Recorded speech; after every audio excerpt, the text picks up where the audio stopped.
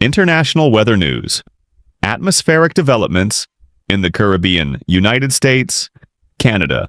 Ladies and gentlemen watching our international weather bulletin, today we would like to bring you a comprehensive analysis of the most notable atmospheric developments across the Atlantic, the Caribbean, Central America, the United States, and Canada. This is a period when weather activity begins to fluctuate significantly. As the hurricane season enters its final days, cold air masses from the north push down more forcefully, while the Caribbean and Latin America continue to record prolonged periods of heavy rainfall. Today's bulletin will focus on three main themes: the state of tropical cyclones, the evolution of cold fronts and their impacts, and key changes in rainfall, wind, and temperature in each specific region. First of all, in the Atlantic region, the most important signal is the absence of any indications of hurricane or tropical depression formation.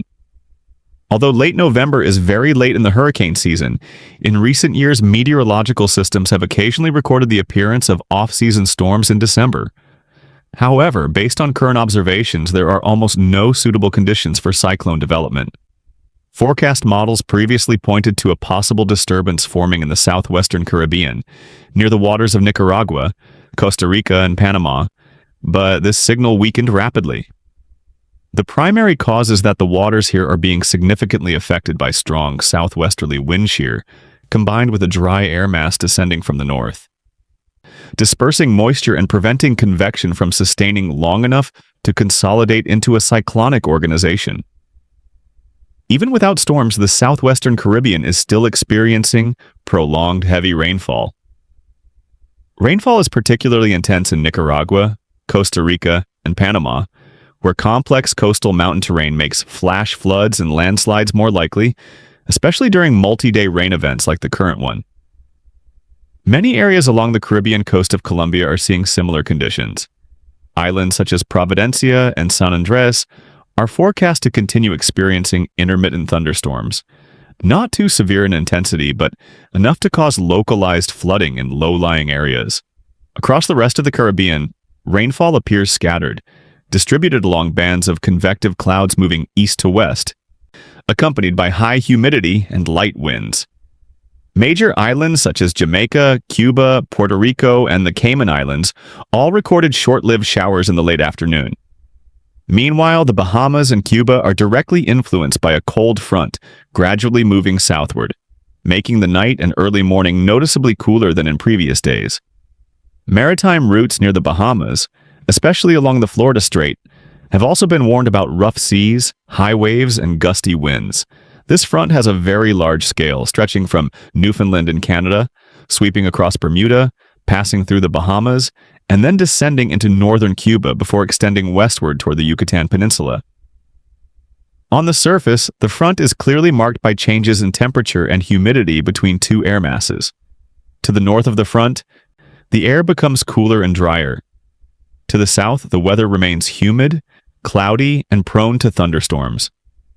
This front is also pulling a large amount of moisture from southern waters, increasing rainfall again in Guatemala, Belize, and many regions of Mexico, especially Chiapas and eastern Yucatan. Forecasts for the next 2 to 3 days indicate that this front will continue maintaining its intensity, causing ongoing rainfall, including areas of moderate to heavy rain. In the Central Caribbean, islands belonging to the Lesser Antilles such as Barbados, St. Lucia, St. Vincent, and Grenada have scattered rainfall, mostly in the late afternoon, following the typical tropical rain pattern.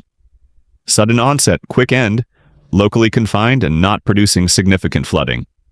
Meanwhile, the Aruba-Curaçao-Bonaire group, the ABC Islands, along with the coastal regions of Venezuela and Guyana, are forecast to see a clear increase in rainfall over the coming days due to a southwestern moisture plume being pushed northward by easterly winds.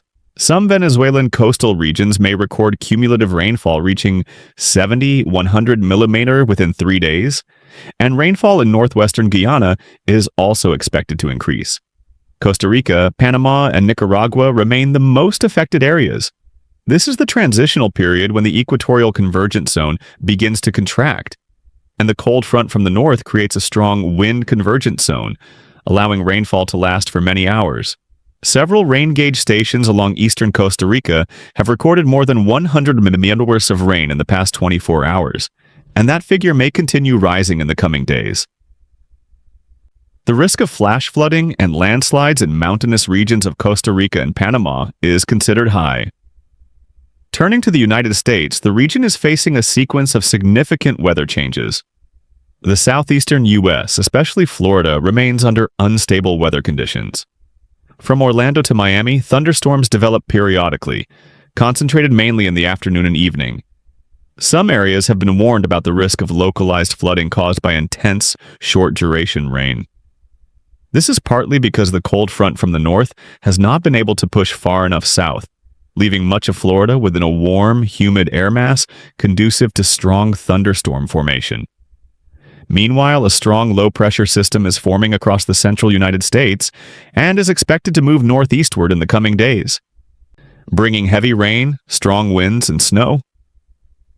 States such as Wisconsin, Michigan, Ohio, Pennsylvania, and New York, followed by Vermont, New Hampshire, and Maine, will be the most affected.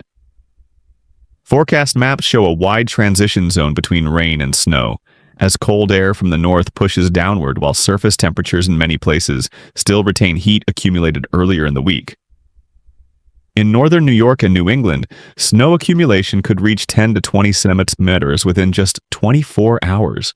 Mountainous regions in northern Vermont and New Hampshire may also experience strong winds combined with heavy snow, severely reducing visibility on major highways.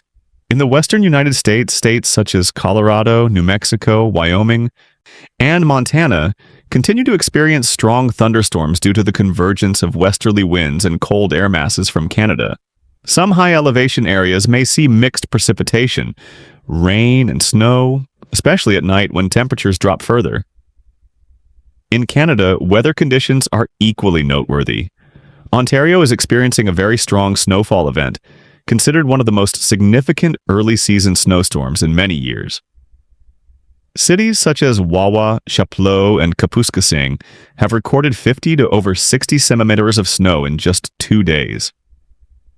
This phenomenon is described locally as one of the November storms, or Witches of November, well known for their strong winds and heavy snowfall influenced by the large Great Lakes such as Superior and Huron. Although snowfall intensity has decreased, strong winds combined with thick snow cover continue to create hazardous travel conditions.